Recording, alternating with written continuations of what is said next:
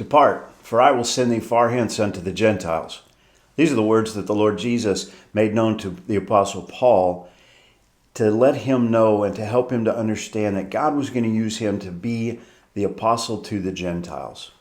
And so Paul says in Romans chapter 15 and verse 20, Yea, so I have strived to preach the gospel, not where Christ was named, lest I should build upon another man's foundation. So interesting. Paul saw his gospel work as building. So the foundation is laid. And he says in 1 Corinthians, the foundation that the only foundation any man can lay is the Lord Jesus Christ. In other words, to be saved. And so Paul is a master builder. And so as he travels to the different places that he goes, he takes the good news of Jesus with him. And Jesus specifically told him, I'm going to send thee far hence to the Gentiles.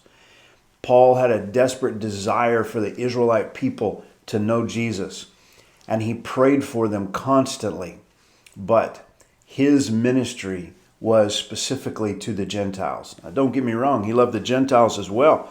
And so he says, I have strived to preach the gospel.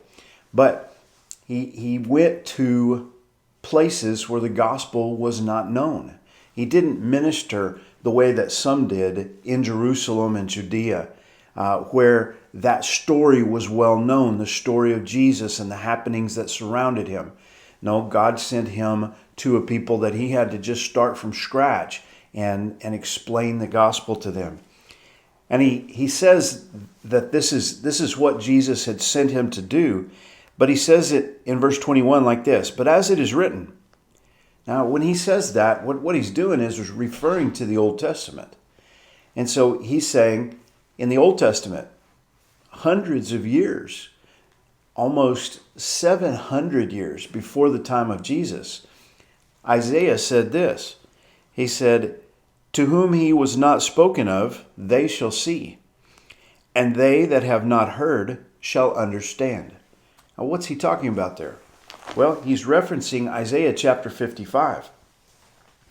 And verse 14 says this, as many were astonished at thee, his visage was so marred more than any man, and his form more than the sons of men.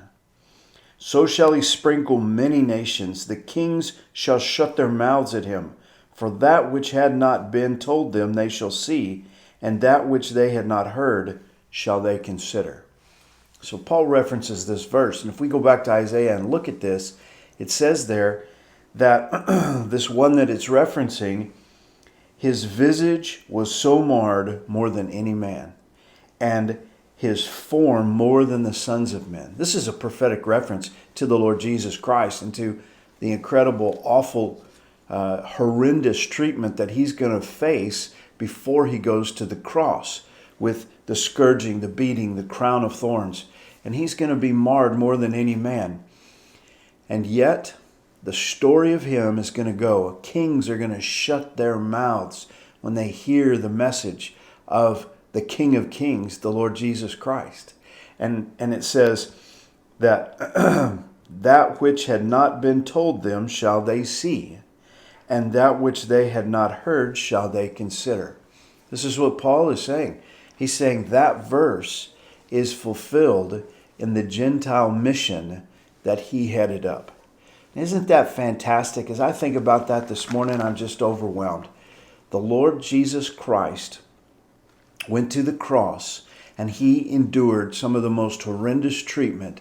When you looked at him, you couldn't have even told that he was a man after what they had done to him.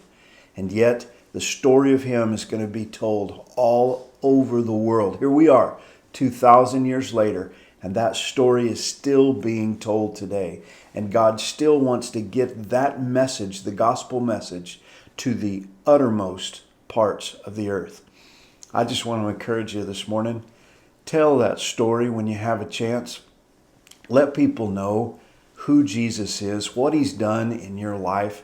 Tell them the old story, because the old story, the gospel, is the power of God unto salvation to everyone who believes, to the Jew first and also to the Greek. God bless you. Have a great day.